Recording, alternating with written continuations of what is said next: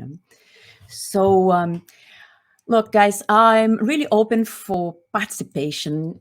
So don't be shy to make questions on the chat. And I'll try to respond to all of them during even during the presentation itself. I'm going to stop sometimes and just interact with you. Yeah, let me start this presentation. Let me just share my screen.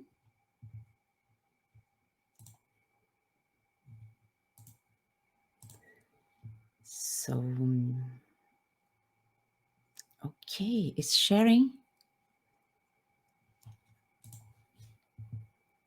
And yeah, there it is. So, the course that I deliver is the Diploma of Sustainable Operations at Envirotech Education. So this is a course about how to make the operations, the everyday operations of a business more sustainable. How you actually reduce the impact that a business makes on the environment, and also maximize the positive impacts on society. Because sustainability is not only about the environment, it's also about the society itself. We need to have a balance there.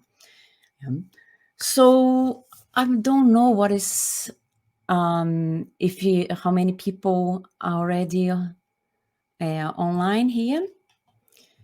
So I just checking here the comments. So be free to send your comments. Okay, let me get this presentation going. So this masterclass is about sustainability and business, and how you can make a positive impact in a business. I don't know if you know, but normally for a person who lives in a developed country, just 20% of our impact on the environment is from our household, from our everyday living, if we don't buy things. 80% of the impact of each person is from buying stuff. And we have lots of things, too many things. But we don't want to stop having our comfort. So what do we need to do to actually have those business that provide our comfort our everyday life comfort in a way that it doesn't impact so much the environment? Oh, we're having messages here. And so for the ones who don't know me, I'm originally from Brazil. I'm an oceanographer, and I have a master's degree in ecology and a Ph.D. in coexistence science that I did in Japan. I actually spent 4 years in Japan doing a Ph.D. And I've been working as an environmental consultant for over 15 years. And I did a lot of work for big corporations, from resources like oil and gas to infrastructure, ports, and even a smaller business. But my specialty as a consultant is environmental impact assessment. It's exactly to understand how the operations of the business or a new project, for example, impacts the environment and how we can minimize that impact. So I spent many years doing this for big companies. And now I moved more to work with smaller companies. And also my passion about teaching. That is something that I've been doing since I was 16 years old, actually. My first experience as a teacher was teaching sailing. I'm actually a person from the ocean. As you saw, I studied oceanography. It was my first degree. And I was extremely privileged to grow up with a lot of contact with nature. My parents bought a sailing boat when I was 7 years old, really cheap sailing boat that we refurbished together, the whole family. And I had the opportunity to have a lot of contact with nature, especially with the ocean. What brought my interest to study about the ocean, about the environment? According to my mom, actually, I used to say that I wanted to protect the planet since I was 4. So I think I was the really annoying toddler that was always trying to save all animals and all plants around me. That's what they told me. And I believe so, because of some of my oldest memories, it was about that, was actually in nature and trying to protect nature. So this brought me to study oceanography. I also study economics, to tell the truth, but my passion was always the ocean, so I moved to oceanography, moved straight to a master in ecology. And during this master's, I started to do consultants. So my main consultants at that time was with environmental monitoring. So I used to exactly check how activities were affecting the environment, especially the marine environment, and try to understand how they were being affected so we can fix it. Yeah. The truth is, everything that we do impacts the environment. So it's extremely important to understand how it happens. But first, let me bring you a little bit about sustainability itself. I'm not sure if this comment section is working. So first, I would like to ask you guys to say hi. Who is there? So I can see if the comment section is working.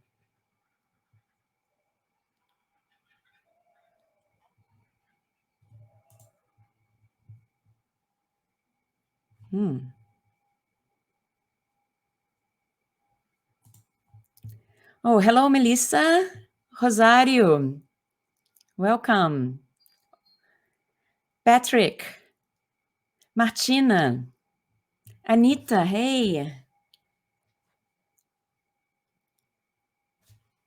Welcome. Good evening to all. Yes, welcome all.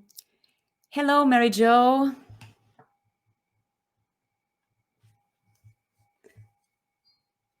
Yeah, okay, guys. So let me make you a question. When someone asks you about sustainability, what is the first word that comes to your mind? The first thing that comes to your mind. Just type it there. Let me see the kind of answers I get.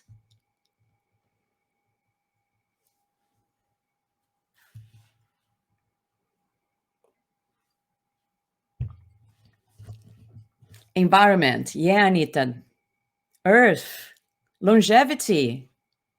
Planet and nature. Sustainable Development Goals. Good one, Patrick. The SDG. Yeah, but you notice there is a pattern there. Everybody goes straight, mostly. Oh, resilience, Olivia. I like that. So, but in general, most people are going to think about the environment, about plants, about animals. Coexistence. Good one, Melissa. Yeah, that brings more to the balance of sustainability. So, from the dictionary, live in harmony with nature, respect it. Good one, Rosario. Yeah, from the dictionary, like from the World Economic, the World Council on Economic Development, the definition of sustainability is to meet the needs of the present without compromising the ability of the future generations to meet their own needs. Yeah. So Patrick talked about the SDGs, the Sustainable Development Goals. So it brings me to also the sustainable development. Yeah, there is also the ability of meet human development goals, maintaining the capacity of the planet to supply natural resources and natural service needed by society and economy. So when normally we are working with sustainability, we are not working just with nature. Something sustainable needs to be balanced between the social development, economical development, and environmental protection. Hello, Madeline. Welcome. So we need to find this balance. So think about your experience. When you go to a developing country, for example, Bali, I bet that most of you have been to Bali. Yeah, it's so close to Australia. What is the first thing, considering the environment, that calls your attention when you get to a place like Bali?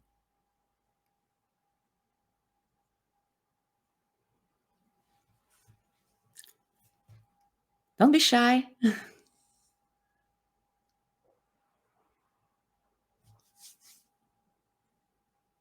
Can be any other developing country. Don't need to be just Bali. Something that calls your attention. Culture, good. But considering the environment, that you notice when you visit a developing country, tropical environment, good one also, Melissa. Nature resources, a lot of exploration of nature resources we see in those countries. Litter, yeah, Nathan. Trash, Claire, everywhere, isn't it? We see a lot of pollution. We see a lot of depletion of natural resources and huge deforestation. We are always seeing on the news things like fires in the Amazon or deforestation for palm oil plantations in Indonesia and Malaysia. Air and water quality issues. Yes, Olivia. So we have all those problems in developing countries at the moment. If I tell you that about not so far ago, I'll say 60 to 70 years ago, Europe was in the same situation. The US was in the same situation. Australia, not so much. Creative ways of recycling and reuse things. That's a good one, Anita. Definitely. We see this a lot. I've worked in some projects that you have no idea the kind of creativity I've seen.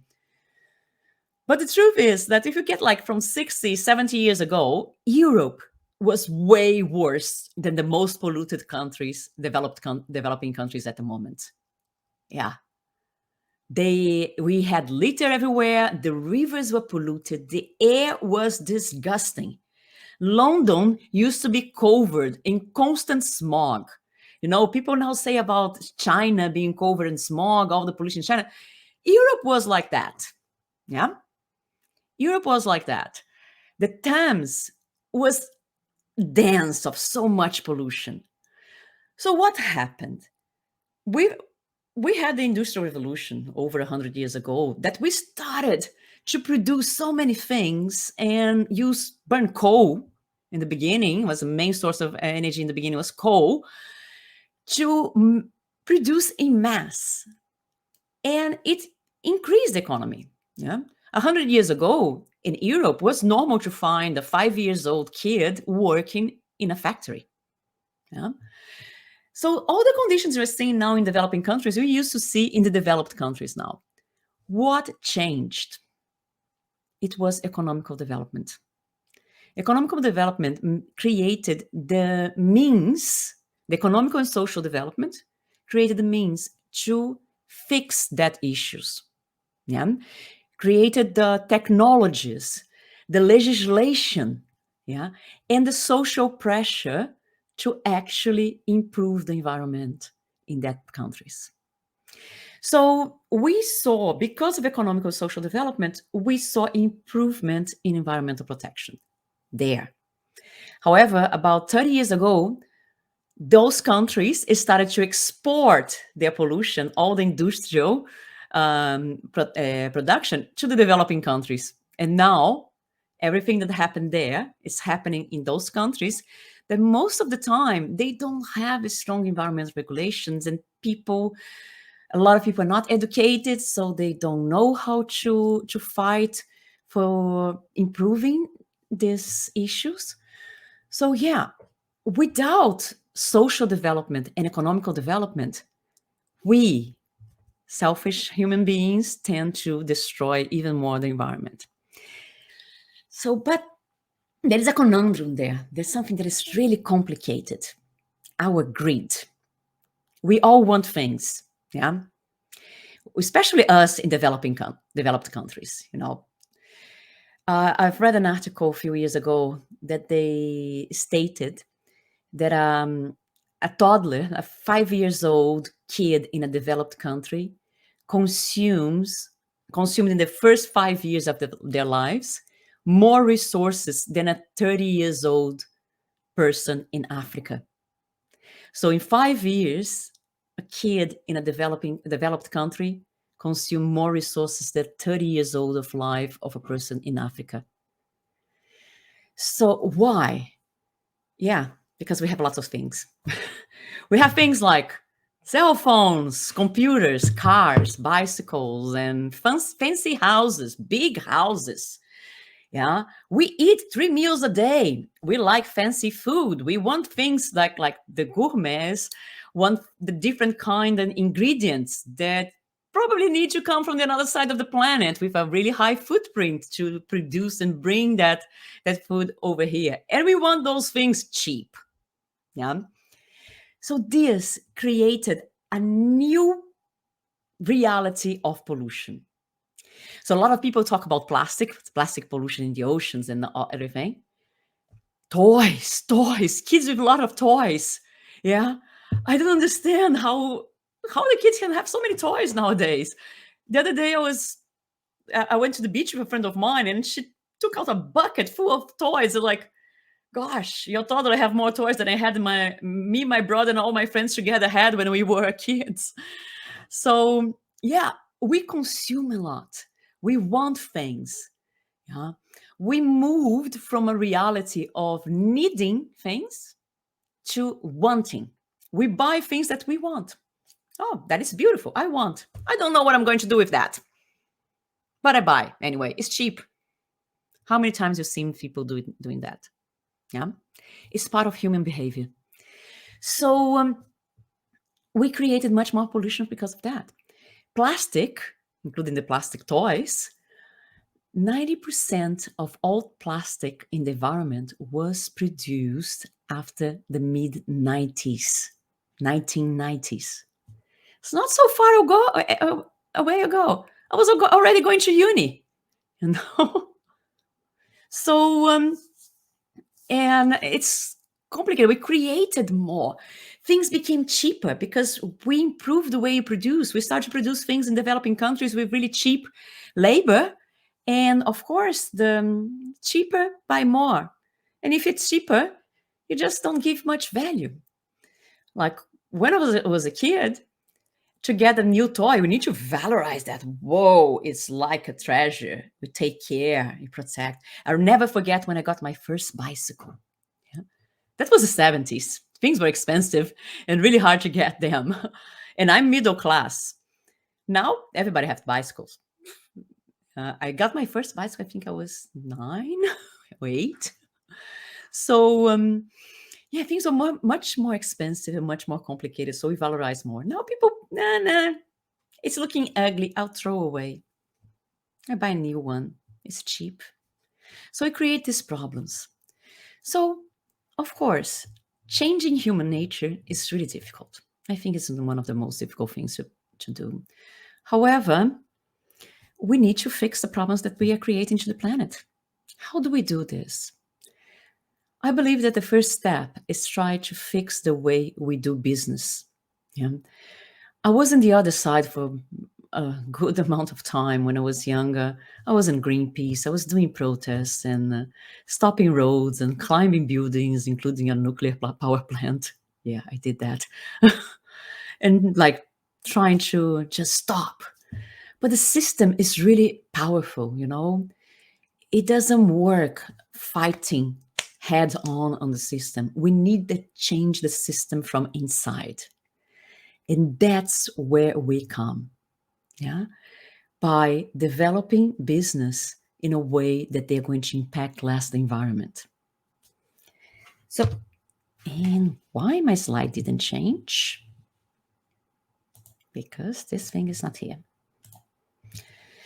So as I said, we need to face in the business the triple bottom line. We need to take in consideration the financial part of the business or of life, of a planet, of a country, the financial part, the social, and the environmental. And we need to take those three aspects in consideration, taking consideration the risks, the obligations, and the opportunities, considering those aspects. That's how we start to create a sustainable business. Yeah. So there are many motivations for business to become sustainable, yeah, or to invest in being sustainable. Things like organizational commitment and statements to sustainability. Sometimes the owners of the business, they want to be sustainable. They want to create a business that's going to be better for the world. A good example for that, I even can get two books here in my library, is Patagonia. Patagonia, for the ones who don't know, it's outdoors clothing and equipment company from California, from US. I'm not sure, I think it's California. They used to make just equipment for hiking and climbing. And they also surf. So the owners of Patagonia, they've always been passionate about the environment. That's all the place that they wanted to be. It was in nature. And they got to a point that they decided that they would want to make their business be better to the environment. So they started to study how to improve the business to become more sustainable. And there are a lot of examples. I'm going to give some examples of things like that they found on the way. And there are two books that they actually sell at the shops, so we can buy anywhere, from the owners of Patagonia. The first one they released, it's Let My People Go Surfing. It's really interesting. It's about their journey of making a business more sustainable. And then they have the Responsible Company also. So Patagonia is a good example of a company where the owners made the statement, we are going to do our best for the environment. Yeah. They focus on that. So they are non-profit anymore. So the owners, they receive a salary like an employee. And the extra profits are all sent to environmental and social projects. Yeah. So this is a company focus on sustainability. Of course, that's not the reality. So really good, isn't it, Mary Jo? Yeah, they're both interesting reads. And the reality is the majority of the companies are not going to be like Patagonia. You need to have really visionary owners to be like this. So what is going to be the other drivers? Investors.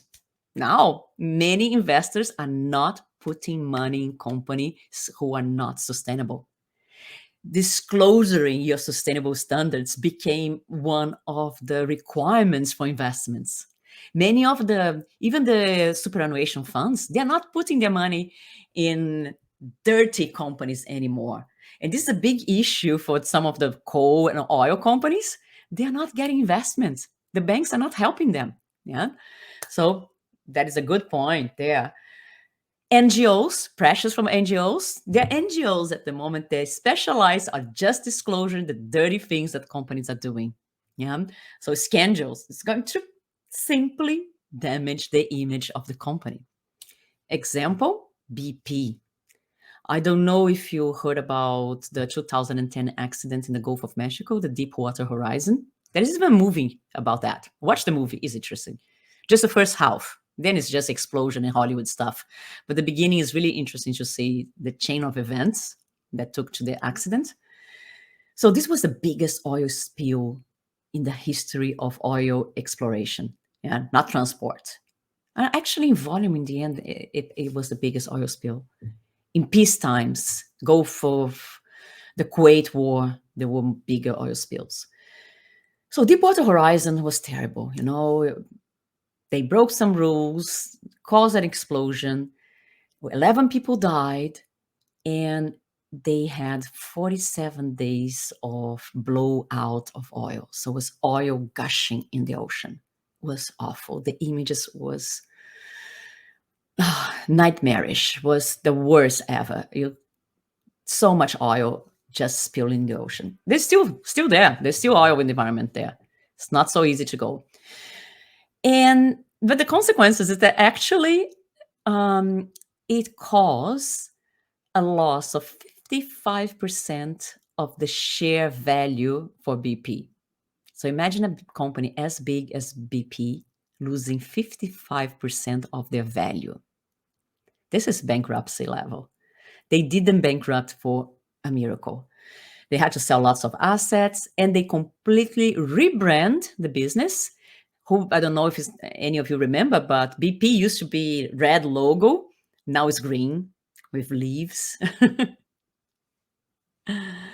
And they had to change. They changed, and they changed the standards. I had BP as my client after Deepwater Horizon, and I was impressed because normally I need to fight with my clients to go beyond the legislation, and they were no, we can go further. We can do better than this. Yeah, not just a legislation. Let's go further than that. It was like, okay, I like it. I'm happy of doing that. So yeah, they had to change. They were burned. They got burned, and they moved on. Same happened with H&M. H&M clothes from Sweden. They were involved, not directly involved, but one of their suppliers worked in that a building that collapsed in Bangladesh. So it was a building full of sweatshops making clothes, and the whole building collapsed. And I think 1,200 people died in that accident. That was awful. And in the images where people digging, trying to save people, there were tags with H&M, Zara, and different brands. So H&M got so burned in Sweden at the time that they had to completely rethink the way they do business. So they have been investing massively in mapping their value chain and in setting standards of sustainability for their suppliers. So yeah, they're doing really good. Still a long way to go. Still not perfect, but they are on the right way. Not even Patagonia is perfect. It's really hard to get. I think getting perfect is almost impossible, but we need to do our best. We need to reduce as much as possible our impact. Because the truth is, everything we do causes impact, even organic farming. Yeah. So business customers, us, pressuring, we are not going to buy from companies that pollute anymore. Yeah. We need to do our part, yeah, because we can change the market. I'm going to give an example for that. Cars. I don't know about the cars you have. I'm 48 years old, and I had 2 cars in my life. I have my second car at the moment. Most of my life, I did everything by bicycle. And by both cars were extremely efficient, extremely economic. This is one of the first things that I want in my car: small and efficient. Small because it's hard to be efficient when it's a big car. And what is the most desirable kind of cars at the moment? The kind of cars that everybody wants: SUVs. People want big cars. Big cars are evil, are bad. Sustainable superannuation choices. This is a good one, Marijo. The truth is, when I discovered I could move the one that I already had, to a sustainable portfolio, I actually started to make much more money. Because in the recent years, the sustainable portfolios for superannuation, they have been getting much better dividends than the non-sustainable ones. Yeah. Actually, if you consider 2021, the companies that grew the most were technology and sustainable companies. So yeah, that gets good returns. So the cars.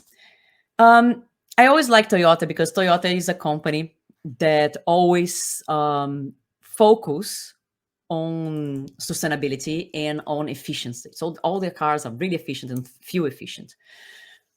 And I was shocked when I saw Toyota siding with Donald Trump against the new legislation in California that limited the amount of greenhouse gases emitted by cars. I was shocked. Why? No, why Toyota is doing that? So I decided to dig it deeper. And then what I found was because of the SUVs. They need to survive. And people wanted SUVs. and they were not able to get SUVs emitting as little as the legislation in California wanted. So big cars, more pollution. People who want big cars, you are just contributing more to greenhouse gases emissions. And also microplastic, tires. When the tires get mold, where do you think all that rubber and plastic ends? In the ocean. Yeah. The more you use your tires, yeah, more you are polluting the environment. So everything. So I can get a huge list, but we don't have enough time for that. Resource shortages. We have issues of shortage of resources. So sometimes we need to change the way you produce things because we don't have enough supplies for that. The consumer preference, return of investment. Actually, one of the best thing about reducing impact of a business is by reducing the consumption of resources, especially energy. If you consume less energy, you pay less. So you're going to save money. Yeah. Local legislation in general. Yeah, we have changing legislations. Good example now, the European Union, it's about to pass a legislation that they are going to tax on the border any product that was not produced considering greenhouse gas emissions to the same level as the legislation obliged inside the European Union. So things produced in Australia, where we have a really relaxed legislation, almost an existing legislation about greenhouse gases emissions, they're going to be taxed when they get into to be sold in the European Union. So this is going to force the companies in Australia to adjust their emissions to the levels that are being obliged to the companies in the European Union. That is good. We want to see more. Joe Biden said that he's going to do the same in the US. First, they need to make the internal things better, because Donald Trump destroyed a lot of the environmental legislation in Australia, in US. He's fixing it. That is great, isn't it, Rosalie? I can't wait for the US doing the same. But yeah, they have a long way to go. Yeah. So things are happening, but a lot is happening because we are pushing. And the best way we have to push is by pushing the business. The same. If it's economic incentives. If they can sell, yeah, they are going to have to change. What else we have? Those brand, employee recruitment, because in a sustainable business, people are happy. Yeah, because sustainable also include the social. So people know what they're doing, and they're going to be proud about that business. And of course, you want to work there. You want to stay in a business that you feel proud about it. And of course, image.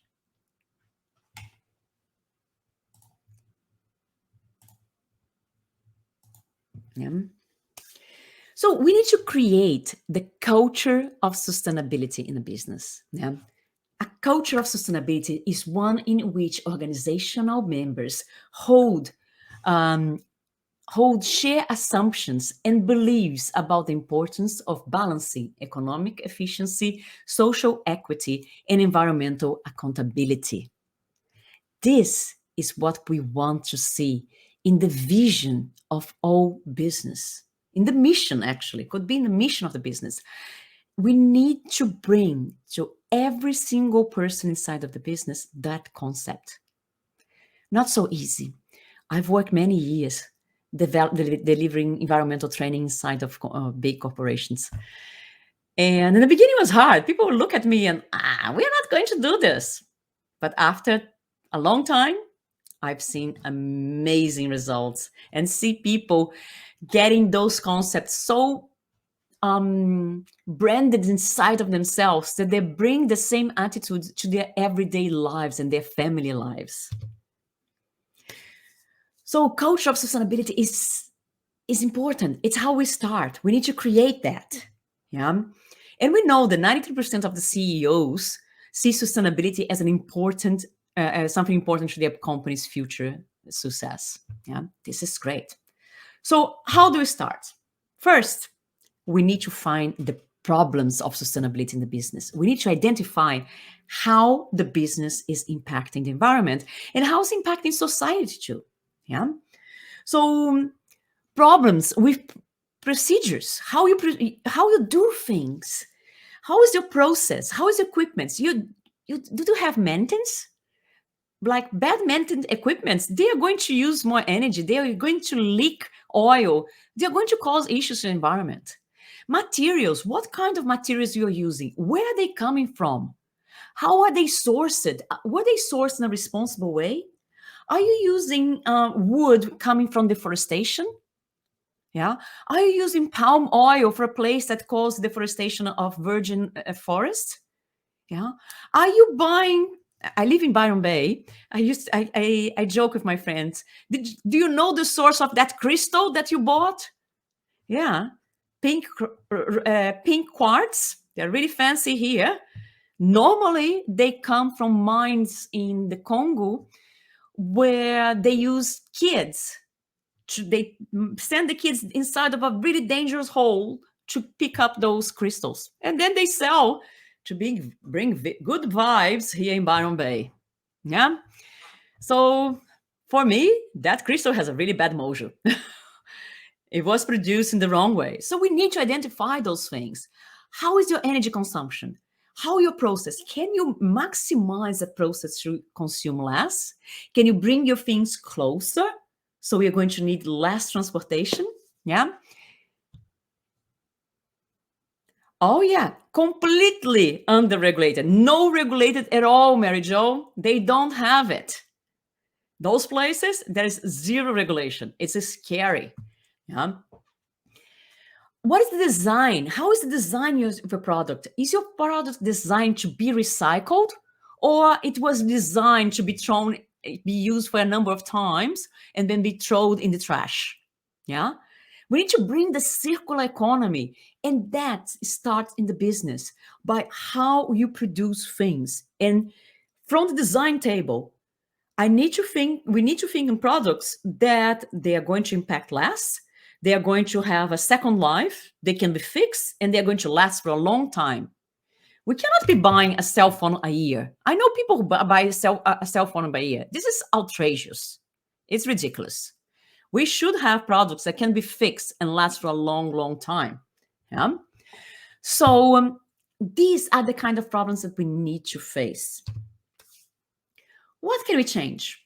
Yeah, the products, the process, the way you deal with your employees, including health and safety, the impact on the community, the impact on the environment, efficiency, yeah, waste management, emergency incidents, so many things. It's crazy, Mary Jo. I have no idea. I don't even want to get with the electric cars. I'm scary with the possibility that they want to bring up under ocean mining for batteries. Yeah. Because open these things to recycle, it's so hard. We need to bring better recyclability of batteries, make it easier to be recycled and bring back. Because we still have a population growing and people want more and more. So we want to understand our value chain, that steps that transform raw materials into a product that's going to be sold somewhere else. Yeah. So it's going to be manufactured, it's going to be transported, consumed, used, and then disposed. We need to end this linear value chain to make the circular one. But how do we do that? How do we understand that inside of a business? First of all, we need to understand the process, map process. Sometimes I tell my clients that I need to map the process. We need to describe how the process is done. It's like, oh, this is too much work. And should we do it? And you start to see all the things that they are doing that, God, you're throwing money away there. You're using more resources than you need there.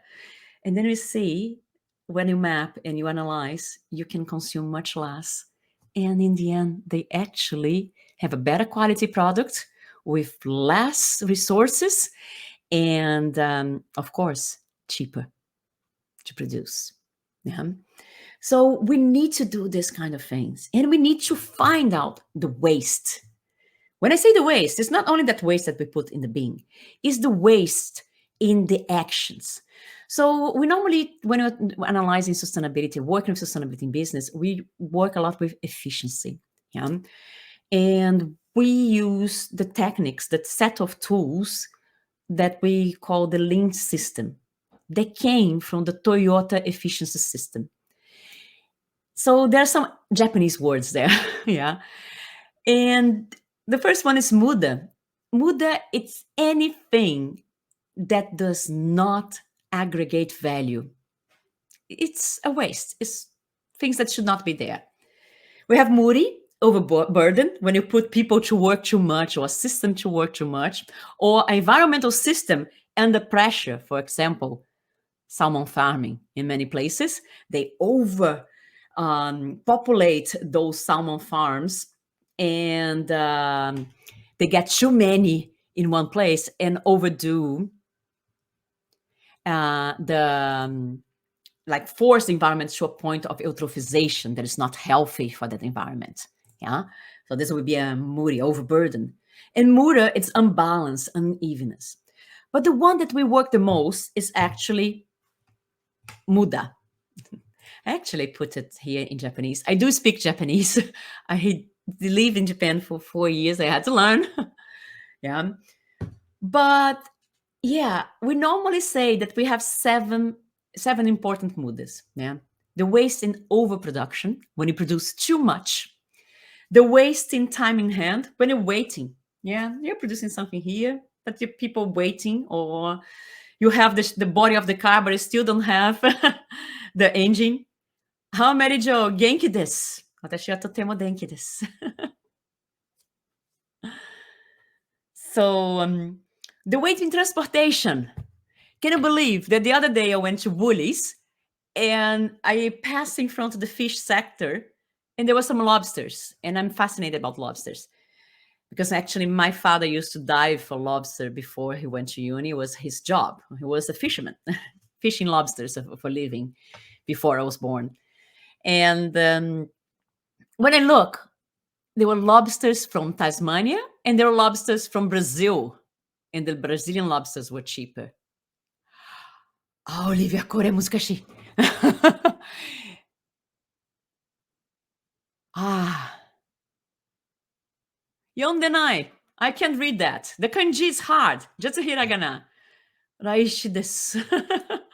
The kanji in the beginning. I'm forgetting how to read kanji.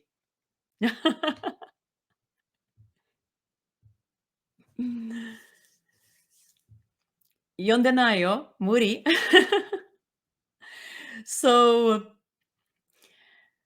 yeah. No worries. Kanji is too hard. I need to practice again. I've been out of Japan for over 10 years. If you don't practice, you forget. I still speak. I still talk with my friends in Japanese, but reading. The other day, my sensei from Japan sent me an email, and it took me 2 days to read the whole thing. Yeah, I love studying. I do. That's why I love teaching. So we imagine that they brought those lobsters all the way from Brazil to sell here. Doitashimashite. So imagine the amount of footprint. The footprint from bringing lobsters all the way from Brazil to sell them in Australia. When I was in Japan, I saw mangoes from Brazil being sold in Australia, in Japan. So imagine the footprint of this transportation. How much waste? Can you bring it from closer? Yeah. The waste in processing, when you have too much processing that is going to use more energy, we don't want that. Yeah. Stock in hand, inventory. You know a good tale for inventory? Remember that spindler findlers, that those little toys that the kids liked a few years ago? So it became like a fad. All kids want those toys. So many people in the US bought thousands of those things, and they stocked in Amazon. You know that we have the individual Amazon shops that you can have your own shop inside of Amazon and sell things via Amazon. So they had this huge inventory of those toys, but the fad died and they are never able to sell it. So it became waste. all throw in the trash. Yeah, those things are small, they cannot be recycled. So yeah, it's become a problem. Waste and movement. You're wasting energy. We have to move things from one side to the other. Yeah. So we want to avoid that. And waste on making defective products. Yeah. We don't want things that are not functional or the people don't want to buy. So we don't want to create things defective that are going to become waste. So these are the 7 moods. We want to analyze that in the business. And also how we use the resources. All kind of resources, energy, raw materials, water, people. Yeah, we need to understand and maximize, reduce the impact of that. So let me give you a couple of examples. This is an example of daily energy loss for pumping water. Yeah, the simple thing of using a water pump. So more than 90% of the energy extracted from the ground is wasted before it becomes useful work at a water pump. So if you consider all the way from mining the coal, burning the coal, using the coal to move the turbines to generate electricity, transmit electricity. So just the coal is so inefficient that just in the coal power plant, you actually waste 70% of the amount of energy existing in the coal. So from all the joules, all the energy inside of 1 ton of coal, you're going to use just 30%. Just 30% is going to be transformed into electricity. So it's an extremely inefficient system. And most of the energy we are consuming here in Australia comes from this inefficient system. Yeah. Then transmission of energy. The further the transmission, more losses. But on average, around 90%. Motor losses with the motor to move the pump, 10%. Drive trains, to move it, 2%. Pump, 25%. The trode, 33%. And then a pipe, 20%. So yeah, you lose 90% of the original energy just to move a water pump. So when you're going to use the water in a garden, think about that. How much energy you're wasting when you're using too much water. Try to use gravity. It's better. This is another example, a car. Yeah, a combustion car. So this is a Sankey diagram. I know it looks a lot of engineering thing, but we need to use those things. So from the 100% of energy inputted, yeah, in the Sankey diagram, the arrows are proportional to the percentage. Okay, so this is 100%. You lose between 68 and 72% of the original energy in the engine. In the process of transformation, that happens inside of the engine, you lose up to 72% of the original energy. Then you're going to lose more 5 to 6% on the drivetrain. Then you have the parasitic loss. Parasitic loss, including aerodynamics. So there comes again the SUVs, the big cars, not so aerodynamics. Bad. They're going to lose even more energy. When people carry things on top of the cars, I'm guilty. I carry my surfboard. I have a longboard. It doesn't fit inside of my car. So yeah, these are going to reduce the efficiency of a car. And idling, we have more 3%.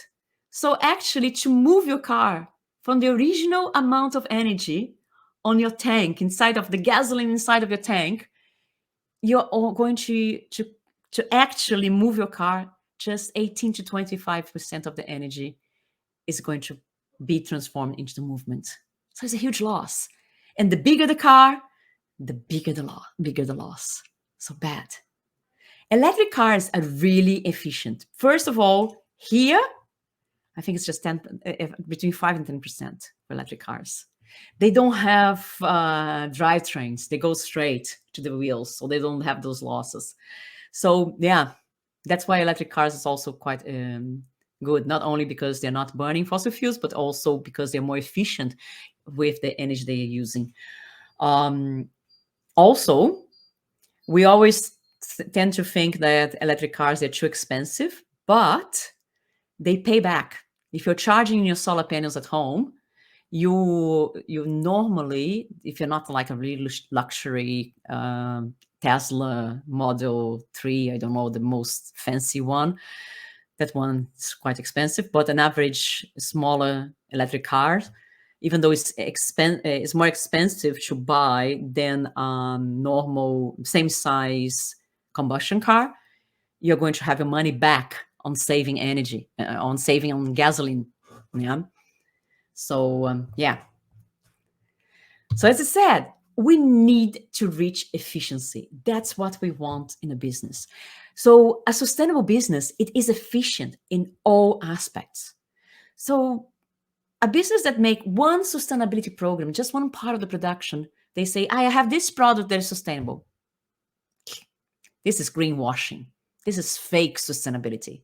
A sustainable business should be sustainable in every single action, from how they treat their employees and the community around it, or how they rely on their raw materials and the production systems and the design of the product to be sustainable also in the use, in the life, the use life of the product, and also in the end of life of the product. We don't want to see products that are cradle to grave. Yeah.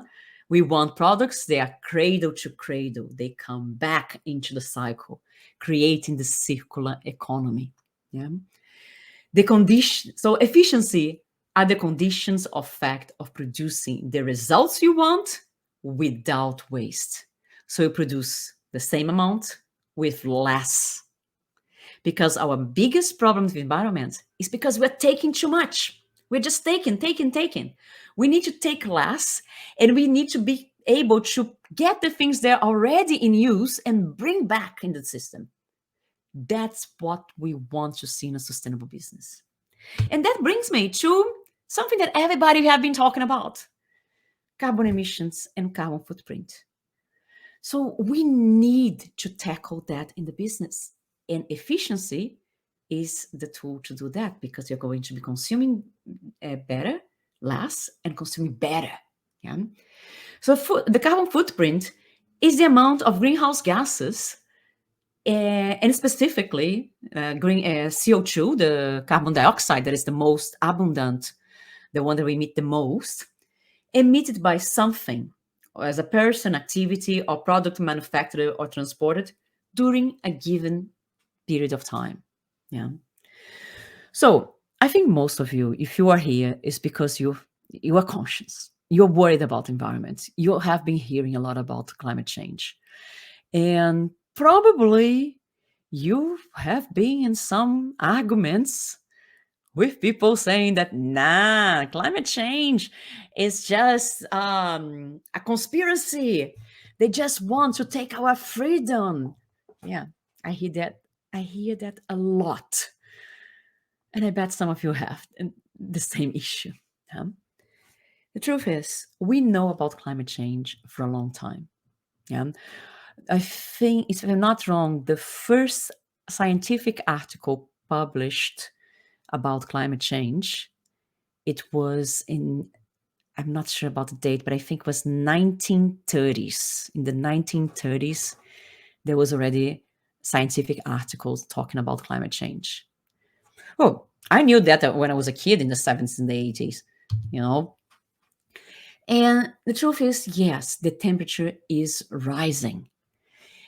And people say, it's conspiracy theory. This chart shows the data from 4 different research centers. Yeah. NASA, Hadley Center for Climate Research Unit, NOAA, the National Center for Environmental Information in the US, and the Japanese Meteorological Agency. And they say they are pretty much identical with few variations. So these are temperatures measured in different parts of the planet. And that's what they're saying. So yes, the temperature is rising. But if people say, oh, come on, it's just 0.8 degrees in that chart. Yeah.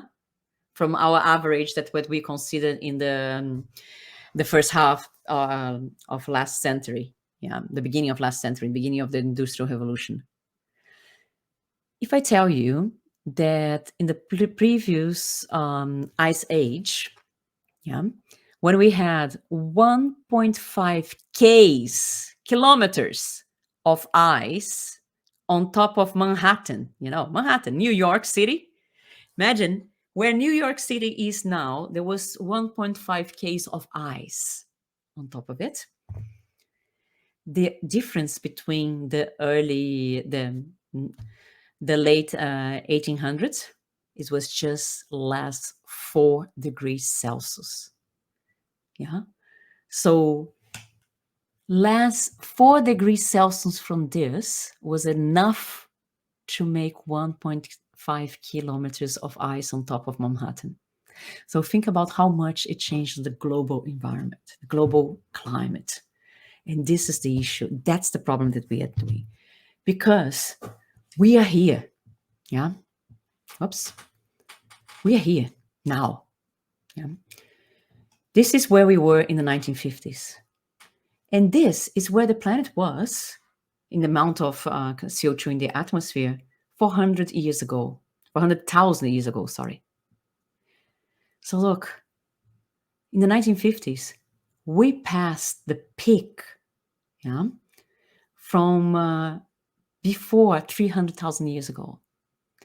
All these greenhouse gases were absorbed by plants and fixated underground during millions of years ago, and they became oil, gas, and coal. So what we got? We took all that carbon that was quiet there, buried in the deeps of the planet, and we burn it, and we bring that carbon back to the atmosphere. We can go back in time even further. This is the carbon dioxide levels in parts per million all the way back to 800,000 years ago. See, we already ahead of that.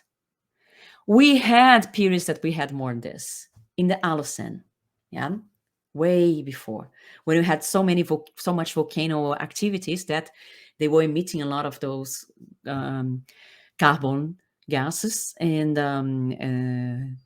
greenhouse gases in general. But the planet was in a different situation; it was much warmer, and yeah, the nature took it out. The natural system took it out of the atmosphere and put it quiet, and we put it back in the atmosphere. Yeah. But don't take me wrong. The greenhouse gas effect is fundamental. If we didn't have the greenhouse gas effect, we would live in a block of ice. Greenhouse gas effect, it's fundamental for life in this planet.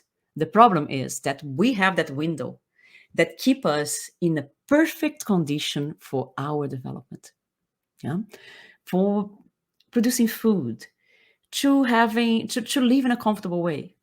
If we pass that comfortable line, things get more complicated for us. And unfortunately, we are doing that. We are shooting our own foot, because the truth is, nature find a new balance.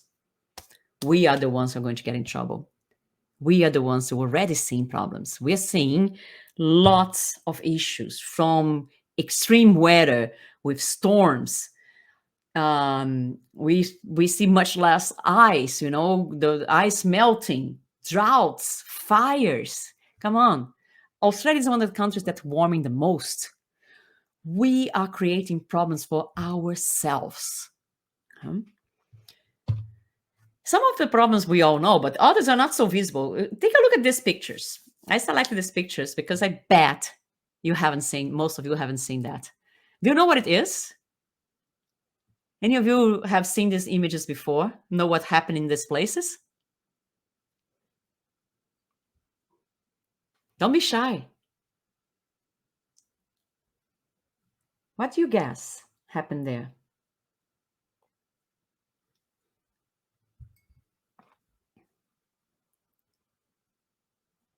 Come on, people being really shy. Sinkhole.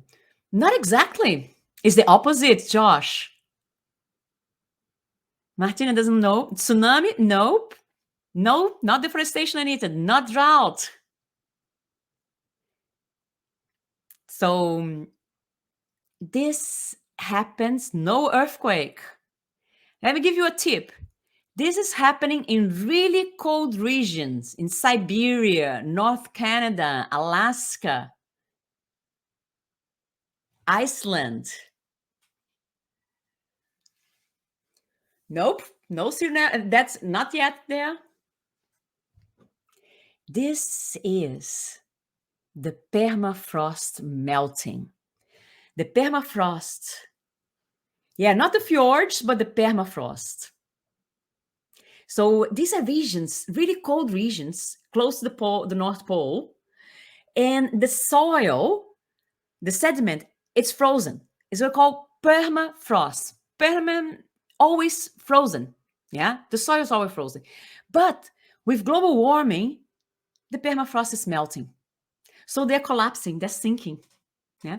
So this picture here is what they call the drunken forest, because since the soil underneath those forests was frozen, they melt and they became mushy, and then the forest doesn't have how to maintain themselves, and the trees start to lean down and fall.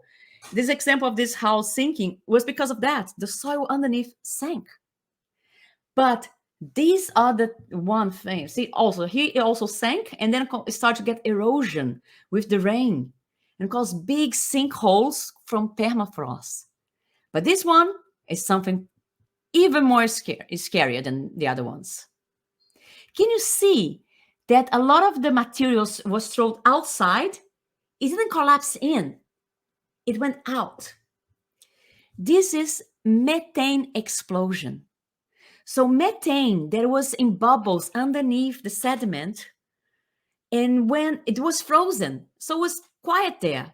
With global warming, with the permafrost melting, they volatilized and exploded. Poof! People started to find this in Siberia in recent years. There are dozens of those. So this is scary. We have a lot of methane leaking from those places because, yeah, they are not frozen anymore and they're getting out. So it's horrifying. Raquel is exactly, sorry, Rachel. I said your name in Portuguese. And it's scary that we're doing this to ourselves, to our planet. Yeah. And we need to understand how we reduce this. So we know there is a carbon cycle. You probably saw something like this, probably mid-school or first year of high school. You have seen the carbon cycle, the nitrogen cycle.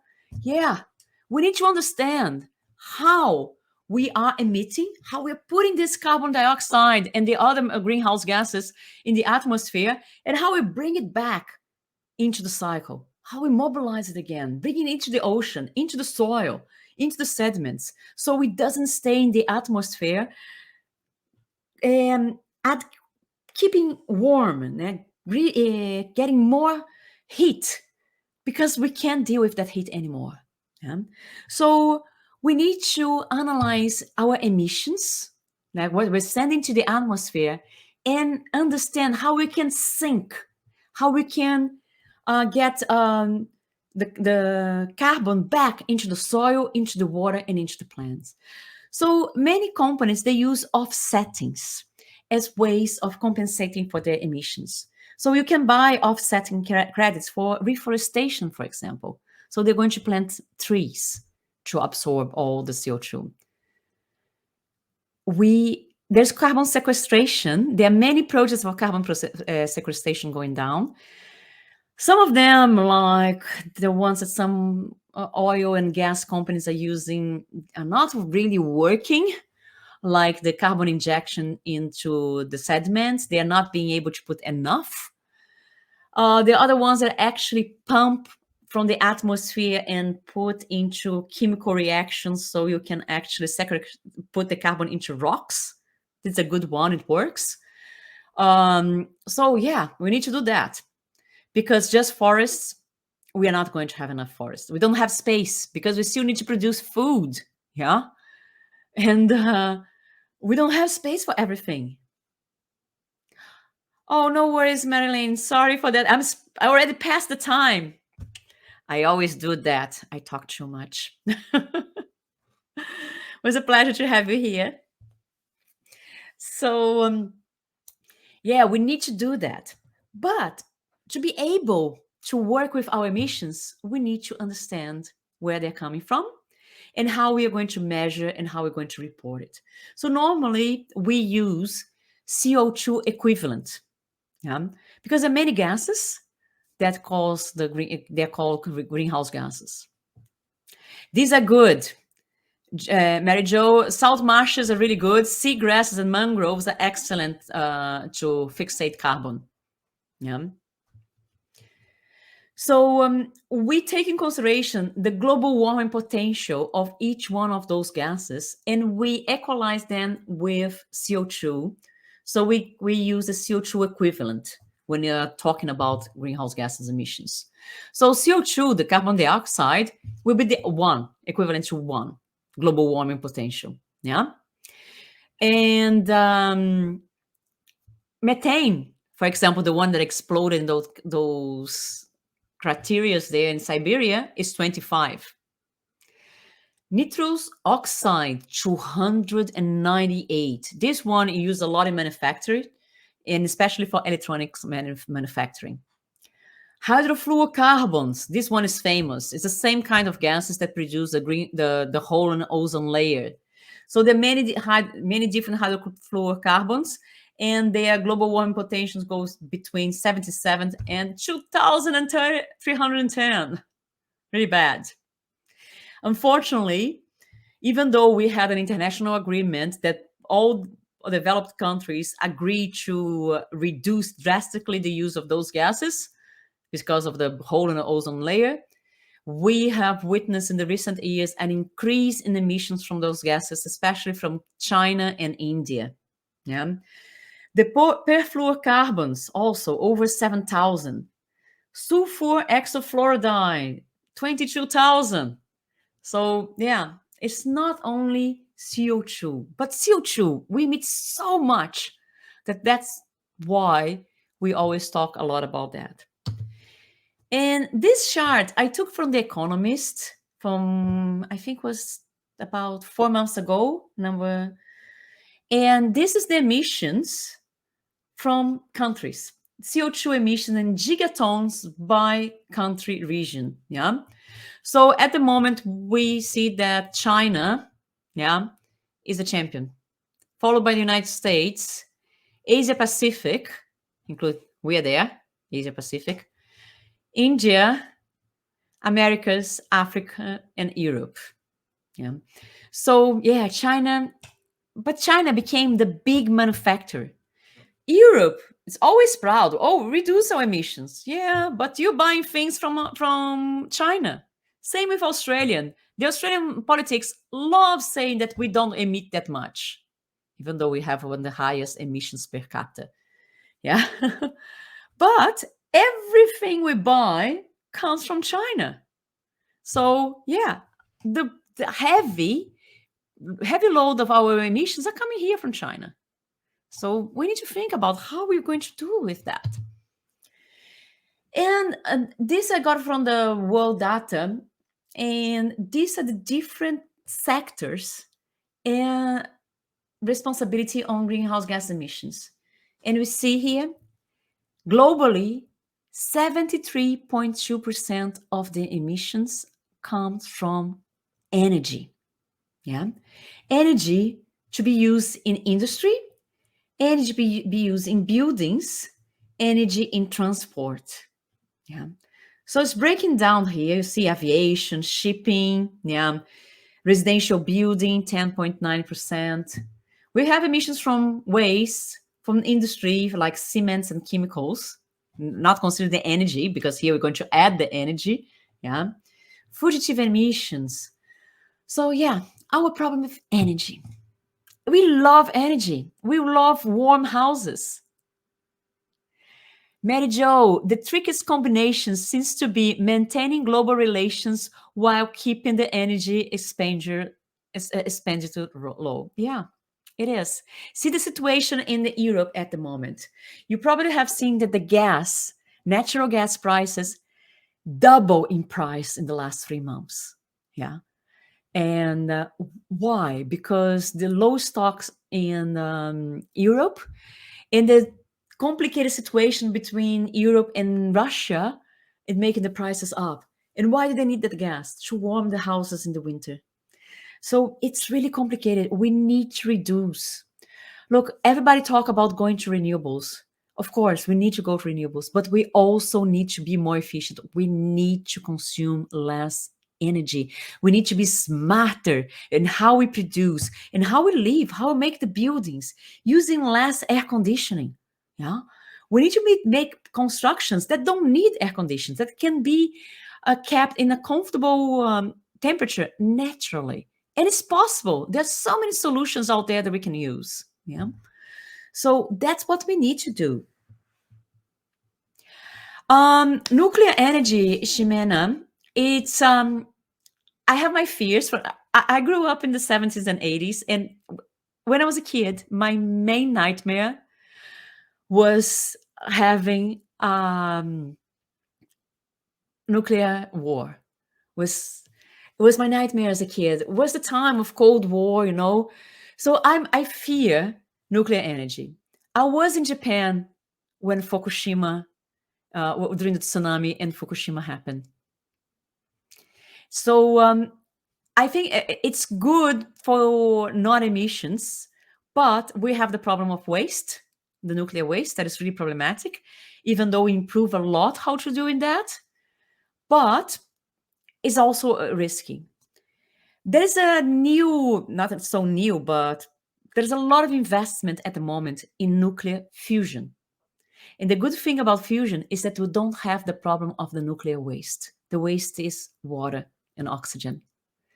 So big investors are putting their money into fusion. I do believe fusion is going to be a huge game changing. The moment that fusion is running in a commercial capacity, fossil fuels will be gone for good. Yeah, because fusion is going to be able to produce so much energy that we're not going to need fossil fuels anymore. I mean, I'm saying like they were destroyed. Yeah, that was one of the most affected areas. Wow, I haven't been there. I lived in the south. Yeah. So I think fusion would be a good thing, Ximena. I fear the normal ones, mostly because of there's a chance of accident, yes.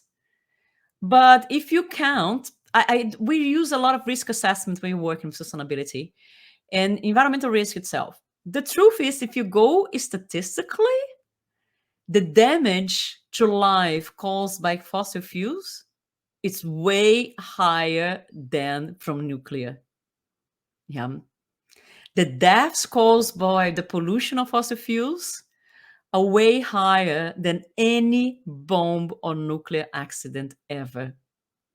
So fusion, I think it might be, if they get there, they're trying, still not there, is creating an artificial sun. Yeah. So it's not easy. They're still not close to be commercial. Maybe more 20 to 25 years or even more to get into this level. So this is another chart, really interesting. This comes from the IPCC, the Intergovernmental Panel for Climate Change.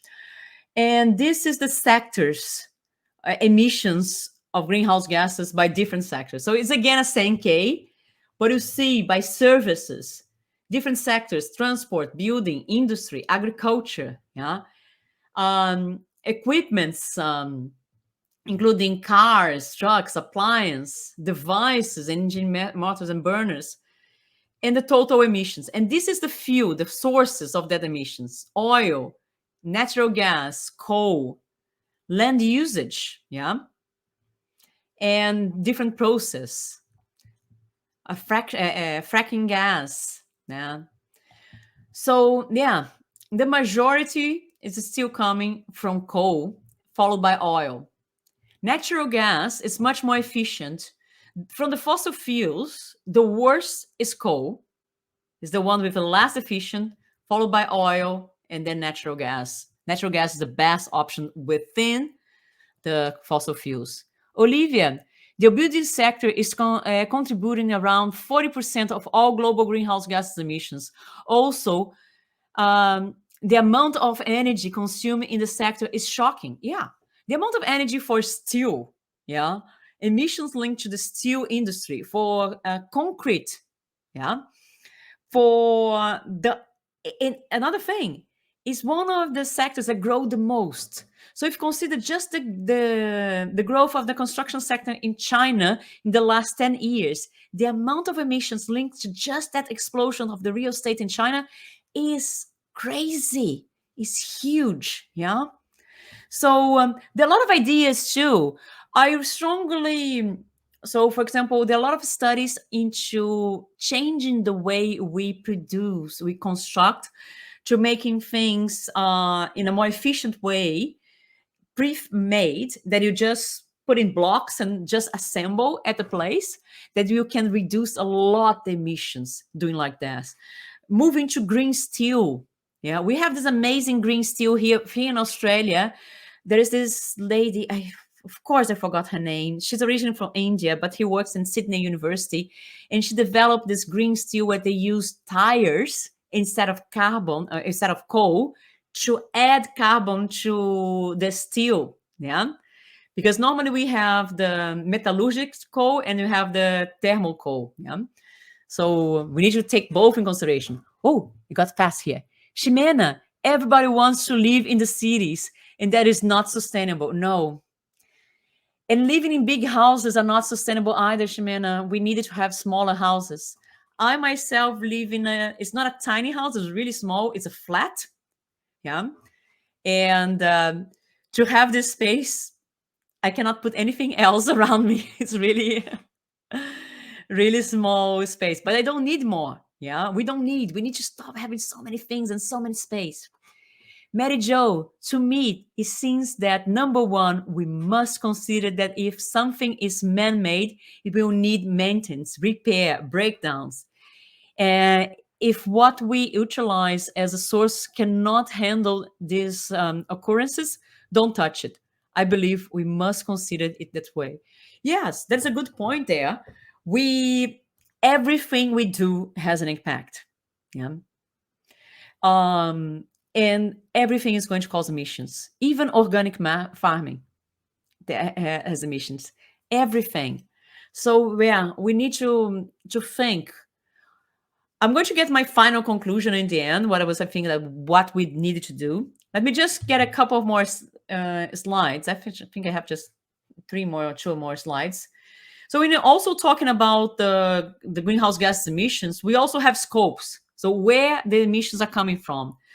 So we normally we have three scopes. Scope 1 is our direct emissions. For example, when you burn fuel, when you burn coal in your own company, yeah. So this is going to be scope 1. The cars owned by your company.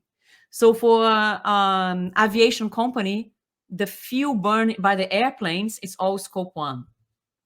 Scope 2 is indirect emissions from energy bought from the grid. So here in my house, I live in a forest.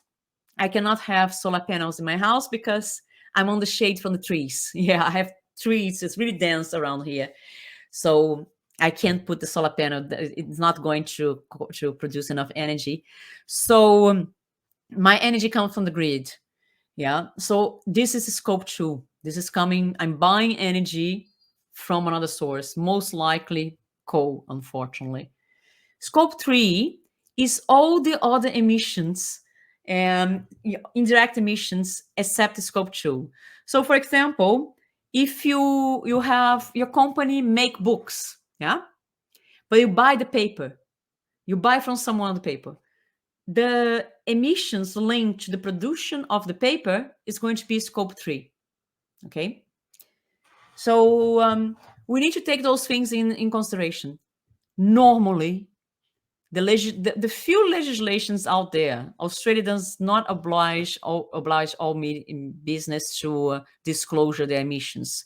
You need to pass a really high threshold, and just a handful of business in Australia pass a threshold that they must report the emissions. And the legislation says to disclosure just scope 1 and 2. So for Australia, the majority of our emissions are actually in scope 3 from things that we buy. We don't produce cars anymore. They all come from Asia, yeah, or Europe. So the emissions from the production of that cars, they're all happening offshore, yeah, all in scope 3. Yeah, Olivia Shing said about the prefabricated houses. They're really good results from making prefabricated houses. So just a little bit more. I actually already talked about this. So how do we solve that? What we need to do? We need to identify all steps of production, process, generation of carbon emissions, yeah, from the manufacturing to the end of life of a product. Identify all emission sources, quantify those emissions, identify the most significant emission sources, identify the root cause of the emissions, yeah? And then identify any process change that can reduce emissions, yeah? So we need to map, we need to identify, and need to measure. What we don't measure, we don't manage. What we don't manage, we don't change. So this is fundamental to any kind of production. And we need to bring that to all business, for all operations. And that's what sustainable operations is about. Yeah. So in the Diploma of Sustainable Operations, we are saying the different kind of activities that we do to bring this to your business. Not only this, there are many other things. Yeah. This is just a little bit. Just about how you do this thing with the carbon is about 5 weeks, 5 week classes. It's just about how to identify, measure, and calculate your carbon emissions, and how to develop plans to reduce the greenhouse gases emissions. Yeah. So, yeah, this is what we study there. We also study about how to reduce your negative impact on the use of resources, how to understand how we impact the society, how to make your business more social responsible, how to do your reportings, because we need to prove that we are doing the right thing. So it's everything we need to change the business to be a sustainable business, not a greenwashing business, the one that do just the little things and they sell themselves as sustainable, even though they don't do anything significant to reduce their real impact. Yeah. So, yeah, what we actually need is to change the way we consume. I believe that. So in the beginning of the class, I talked about Patagonia, about a responsible company. Yeah. And one thing that they have been repeating a lot in their marketing recently is that don't buy this jacket. They say, if you don't need, don't buy. Yeah. So this business model that they are adopting is excellent. They're maximizing quality. They are making products in a sustainable way, and products they are going to last, that you can use for a long time. And even if you break something, you can take there and they fix it for you. Yeah. So instead of buying because you want, buying because you need, getting products of quality that you're going to use for many, many years. Yeah. Just to give an idea, in my own lifestyle, yeah, my mom did work a lot with fashion when I was a kid. So now the majority of the clothes that I own were my mom's clothes, because she always faced on having things with quality. So yeah, they're still good. I'm still using. I have dresses that are more than 30 years old, and they are all cool. I do this thing, instead of buying more clothes and I get tired of some, I put in a box, put in the back of the wardrobe, and then I rotate time to time. So sometimes I go to work with a dress and people, oh, cool, new dress. Nope, it's a 30 years old dress. Still using. Yeah, they're starting to do the food too. They have been investing in many projects for sustainable food, and it's still really small. But yeah, because they have this program. This is a little bit old. Falling my books.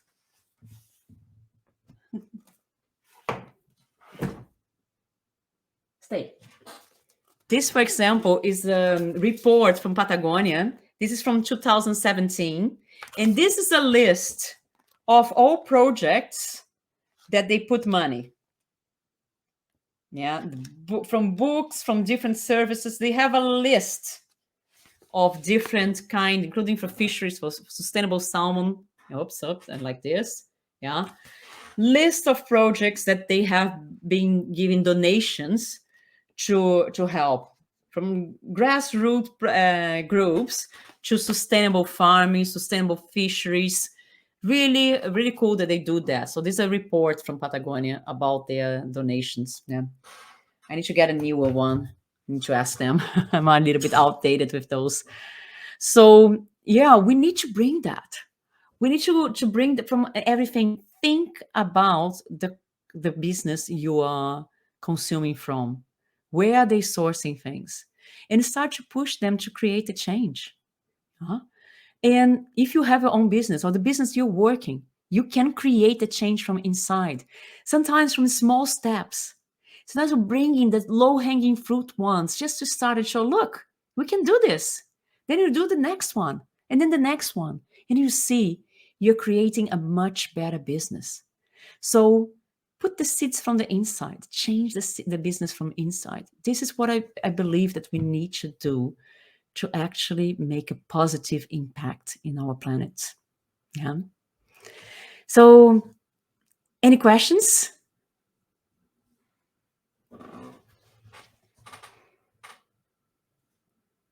I liked the interaction. I was able to keep the interaction and answering during the class itself. Any comments and questions that you want to bring? Gosh, I passed one more, almost 40 minutes. Yeah. So this is what you need to do. So if you want to learn more, we have at Envirotech Education, we have two courses: the Certificate for Environmental Management and the Diploma on Sustainable Operations. And the difference is the Cert 4 is a little bit more people who work in the collecting data more to the floor. In the Diploma of Sustainable Operations, we work with the strategic decisions to make the business sustainable. So to actually create it inside. So Martina is saying here, I work in a childcare, and there is so much to work on this sector as well. Yes, there is. And there are whole programs that you can do for to increase sustainability in these areas. Unfortunately, some of those programs is a little bit too greenwashing. There's so much we still can do. Yeah. All the way to even educating the parents of how to raise the kids in a more sustainable way, because actually kids is a high footprint. I read this report recently that said that the single thing that you can do to reduce your carbon footprint is having less kids. They're like the most effective one, because yeah, we want to give things to our kids. Yeah. And with this mentality, we are putting so much consumption on top of those kids that we are increasing our footprints. In some situations, the kids are more than 60% of the total footprint of a family. We need to change that mentality. I have a family, friends of mine, they have 4 kids, and those kids have really low footprint. I'm so proud of them. And the last time I babysitted them at the beach, especially the 2 younger ones, And I made a game with them that I needed to clean the beach, and they found some toys, those toys from the supermarkets that Woolies and Kohl's give. And they found that. And in the end, that I was explaining why it shouldn't be there, you know. I like to do this with kids too. And the little 5-year-old girl, I asked, okay, do you want to keep the toys? She looked at me. No, I don't like plastic toys. We don't need it. I was like, I hugged, I go, you're a perfect child. I love it. Your mom is doing great. So we need to bring that. It's also the way we educate our kids, our teenagers. Teenagers are screaming a lot, but their lifestyles are terrible for the environment. Yeah, we need to bring that. We need to change. And we need to start with us. Starting changing us, we change the business that serves us. Yeah. So I hope you enjoyed this masterclass. I hope to see all of you in my classes in the future. And I think Fatima is going to be sending more information to you. And yeah, I'm open for any contact. You can contact me via LinkedIn if you have any more questions. I think in the beginning here, the PowerPoint, let me just bring here, there's my LinkedIn address. It's one of the first ones, actually. There I put my name. Where it is? Oh, up. It passed. So that's me, but my LinkedIn is just LinkedIn Roberta dash Beltrão for my family name. And I'm always open. Look, send me messages. I'm here.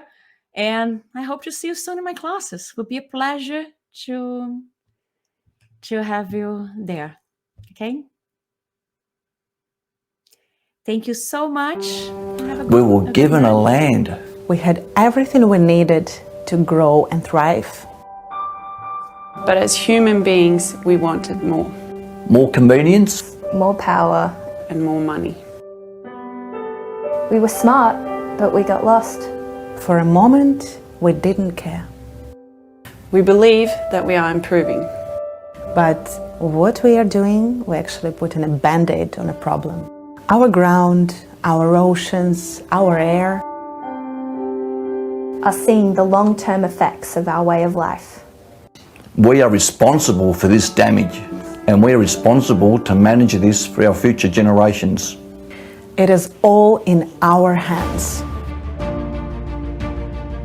We need to use our knowledge, ideas and technology to restore the balance. So we can continue to live on this planet for many years to come. We are close to the point of no return. But we can still save our planet. Let's educate corporations, government and individuals how to coexist with nature. Join our sustainability courses. Gain endless career opportunities in every industry you are passionate about. And make it sustainable. Start the change. Join the team. Make the difference.